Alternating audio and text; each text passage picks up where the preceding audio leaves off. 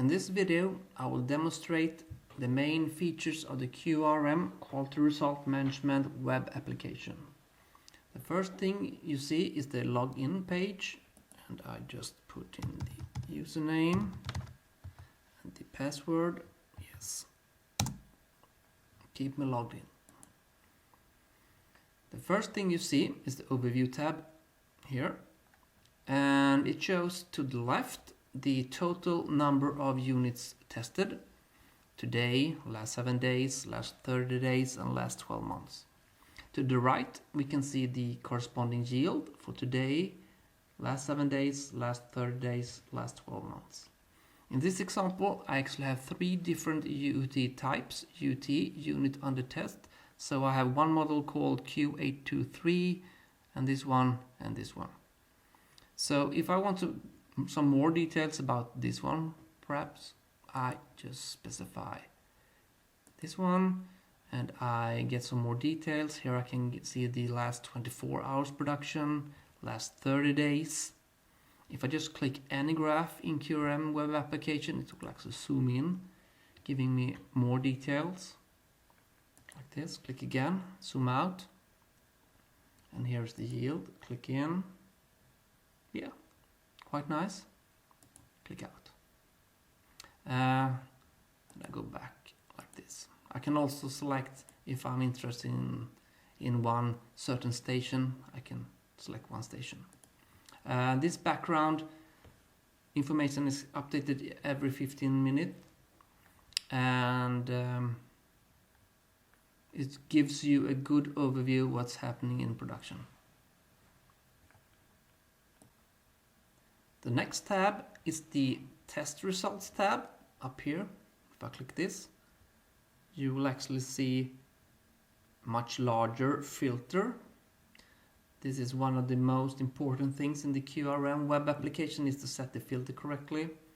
And you have the UT type, the start date, and the stop date.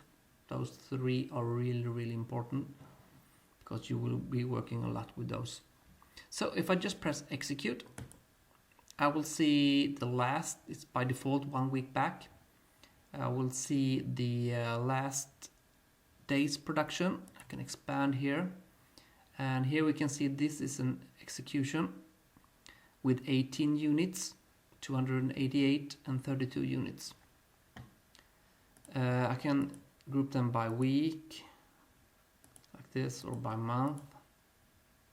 Or I can also group them by UT type instead, like this, and then I get the individual serial numbers. Depends on what you want to do actually.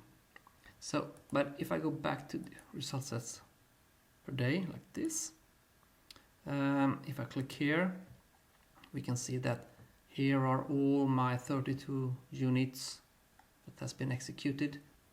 I can see here that it's starting at 1:30, ended at 2 o'clock, and here are the different serial numbers, the UT type, and here are the start-stop time for this individual.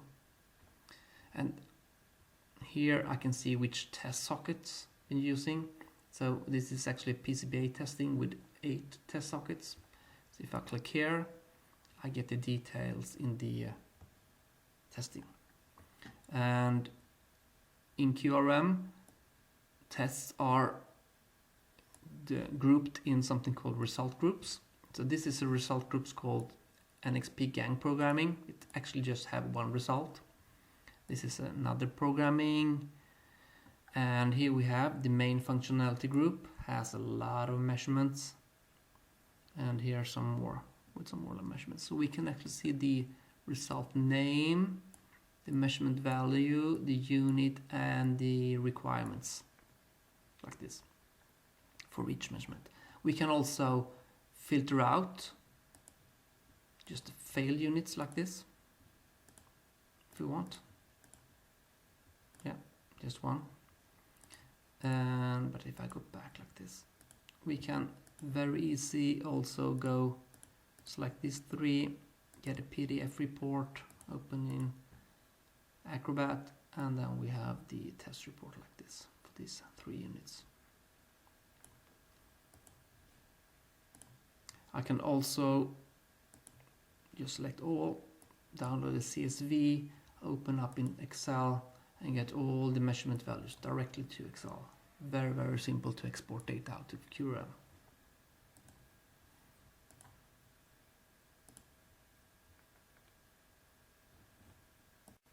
The next tab is the production report tab. If I click this one here, I get some more details regarding the production. So if I just press execute, I will just have the details of the production for the last 7 days.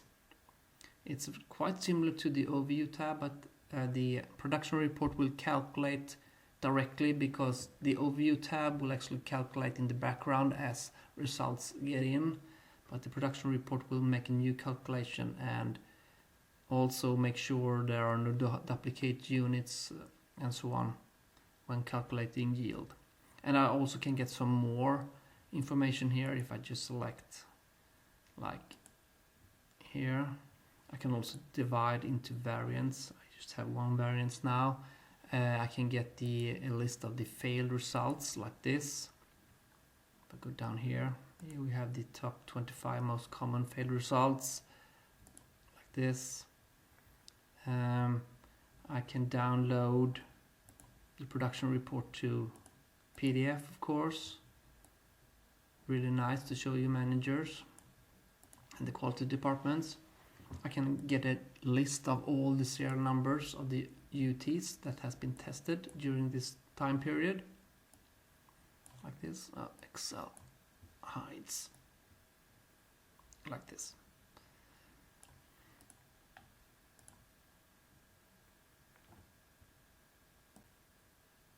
The next tab is the yield tab. If I click here, this tab will actually break down the yield. Let's say you have a yield of 99%, but you want to know which test is actually causing this low yield. Then you need to analyze and see what are the yields of the individual tests causing this bad yield. So if I let's try to analyze this one for the last week. Just press execute, and here we can see that we have 6 different result groups, and here's the number of units tested. Here is the corresponding yield for each result group. These are sorted with the lowest yield first, and we can see that we have the external input with the yield of only 98.93%. So let's try to dig into that one. And here are the yield by time. So we have to select one of these, and it's already selected the one with the lowest yield. So here is number of units produced for each day. Here is the yield for the same day. It's quite high actually, so just click again. And you can also group them by week, by month. You can also have a threshold of how many UTs should there be for this time interval to calculate yield. And if we would like to dig into this external input single com test, see what are the actual measurement we perform, then we can see that we do 6 different measurements here, where the external input amplifier right has the lowest yield. And we can see the details of this yield for this measurement here. So now we have identified the root cause of which is the measurement that has the lowest yield. The next tab would be the SPC analysis, statistical process control. So now I would like to see the actual measurement values for this one, external input right. So if I go up here, press the SPC tab, you can see that the filter has already been pre-selected with this external input right for the same date. So if I just press execute, we can see that we get the individual measurement values here, and we can directly see with our eyes that there are 1, 2, 3, 4, 5 dead units. That is probably causing the low yield. So I don't want to look at these dead units, so I just remove outliers. Press that button there and we will have all the outliers removed. And to the right we can see a nice histogram. Click to zoom and we can see that it's really nice bell shape, and it appears to be normal distributed, which is really good. That's a good indicator of a good measurement. But we can see that this is the limits, the upper specification limit here and the lower specification limits here, and we can see that our measurements are not really centered. So the mean value should be here instead of here. Yeah. And we can also see that we have some strange things here, and that can be because we have a couple of executions here. Yeah, we have an MSA running that's included here where we tested units over and over again, so we can actually say test type to be just PCBA, not an MSA run. So if I do it again, yeah, we can see we still have the dead use, remove outliers. Yeah, now that's gone. That was something from the MSA run. And here is the normal probability plot. Here are the CPK values down here. If I scroll down, yeah, you have the mean value with confidence intervals, number of samples, and so on. We can see here that we have some analysis of the process summaries. We can see that we have a quite large number of data points. It passes the goodness of fit for normal distributed, so it's a really nice data set we have here. We have just some warnings about patterns. It's up here, the red ones. You can click and zoom, but the data looks really nice anyway. And if I go down here, we can see the capability of the process is really good. We actually reached Six Sigma level 6 because we have a CPK of 3.78. That's really good. It could be as high as 6.3 if we had the limit center would be the same as the process mean, like this. If the center here would be here, CPK would be over 6. And down here we can actually see a backward calculation. If I would like exactly CPK of 1.33, then my limit should be 1.038 and 1.1122. Really nice way of trim your process when you don't really know the limits. Yes, the next tab is the MSA tab, the Measurement System Analysis. And if I go back like this, and in my example here I have actually marked the test that has been used for an MSA. An MSA is where you try to analyze how good your measurement system are and if the variations is from your test system or is from your unit under test. So if we have a look, first we can go to the test results, actually look at this MSA run. Yeah, we have one here, 160 units like this, and you can see that here we have the serial numbers. We run them over and over again a couple of times, over and over again. Then we take the next unit and run them over and over again. I think I run them 5 times each here. So if I go to MSA now, go back here, use the all, and press again. Now we will get a really nice calculation of all the measurement values here. We can see that I have 32 individuals. I've tested them 5 times each. I have 8 appraisers that would be test sockets in this example. And we can see here is the we have the precision to tolerance, we have the contribution to the variance of the gauge. So if I click this here, you have the traditional gauge on-door analysis. So in just one click I get a gauge R&R analysis of the entire system. That will be very, very time consuming to do for in another system, like for a Minitab like this.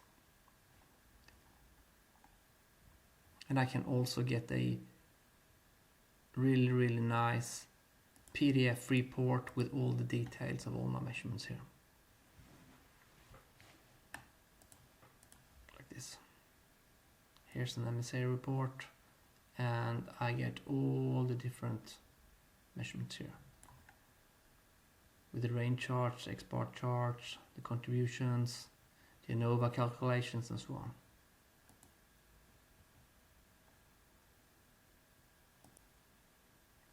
The next tab is the Stations tab. If I click here, I will just get some statistics of how the stations are utilized. We have here in percentage of workdays hours, how much time they are used. These stations are probably not used at all. This one has only 11% usage. Very good potential of increasing testing. Here are the different UT types we have tested, and it's based on time, how much time they occupy.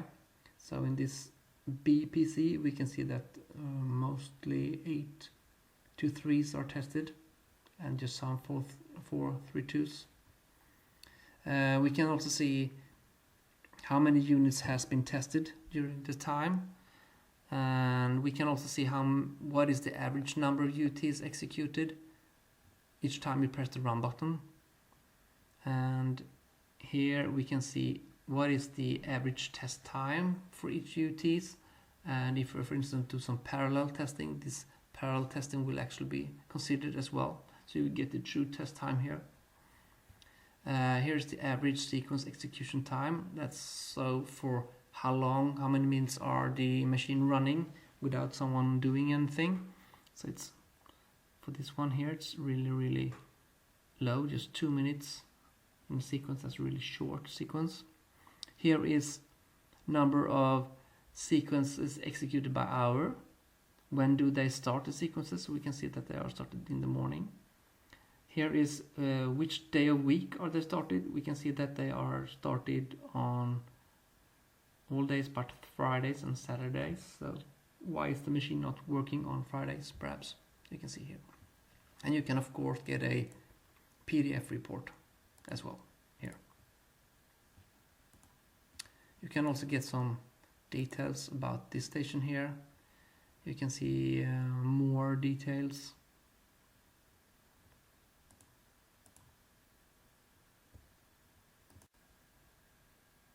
The next tab is the Repairs tab.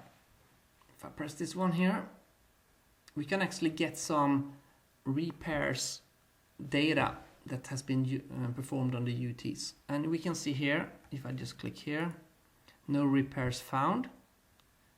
So we don't have any repairs for the interval, so just let's add. So if I do like this, and we try to find a failed unit here. No, we don't want MSA, so we just do it again. And we have a failed unit here. Okay, so it's ending in 448 as the serial number. So let's go back. 448. Execute. Yeah, here is the 448, and it's not repaired. We can actually just click here, and then we actually see the last test report for this one. We can see that it has some problems with the external input here, and we can go back here. So let's add a new report. Let's say this action is called B1. We do a repair, and we can say we have a bad soldering on R14 on that protein, a new one like this, a new, and this report will be added here. Now we have a new repairs, and if I remove this one, click Next. We have, you can see that's still here, and if we go back here, we can put the 448 back and find our unit again. Like this. Yes, here it is. And now we can click this as well, press execute again. Now you will actually see that we can have attached a repair to this one. Here it is.